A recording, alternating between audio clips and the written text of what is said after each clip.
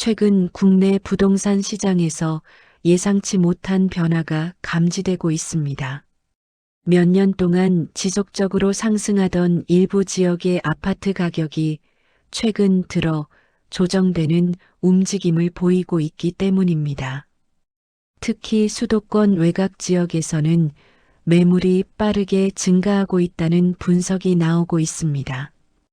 부동산 중개업소에 따르면 최근 몇 달 사이 집을 팔려고 하는 사람은 늘어난 반면 실제로 집을 사려는 사람은 줄어드는 현상이 나타나고 있습니다. 이러한 변화의 가장 큰 원인으로는 금리 부담이 꼽히고 있습니다. 주택을 구입할 때 대부분 대출을 이용하게 되는데 금리가 높아질 경우 매달 부담해야 하는 이자 비용이 크게 증가하기 때문입니다. 또 다른 요인으로는 경제 상황에 대한 불확실성이 있습니다. 경기 전망이 불안할 경우 사람들은 큰 금액이 들어가는 자산 구매를 미루는 경향이 있습니다. 여기에 정부의 주택 공급 정책 역시 시장 심리에 영향을 주고 있는 것으로 보입니다. 정부는 앞으로 몇 년 동안 주택 공급을 확대하겠다는 계획을 발표한 바 있습니다. 이러한 정책이 실제로 실행될 경우 주택 가격이 안정될 가능성이 있다는 기대가 생기면서 일부 수요가 관망세로 돌아섰다는 분석도 나오고 있습니다. 하지만 전문가들 사이에서도 의견은 엇갈리고 있습니다. 일부 전문가들은 현재 나타나는 가격 조정이 단기적인 현상에 불과할 수 있다고 말합니다. 반면 또 다른 전문가들은 장기적으로 부동산 시장 구조 자체가 변할 가능성이 있다고 주장합니다. 특히 인구 구조 변화가 중요한 변수로 꼽히고 있습니다.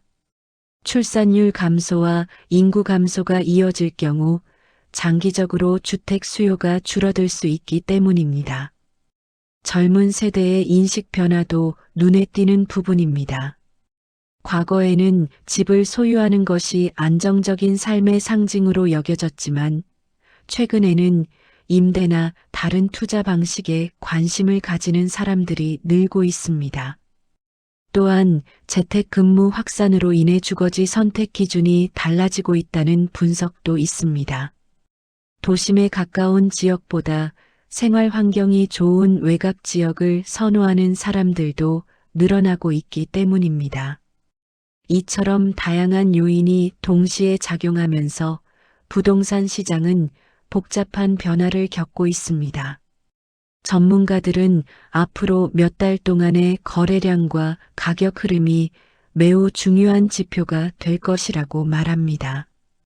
특히 실제 거래가 얼마나 이루어지는지에 따라 시장 분위기가 크게 달라질 수 있기 때문입니다. 부동산 시장은 경제 상황과 정책, 그리고 사람들의 심리가 복합적으로 작용하는 분야입니다.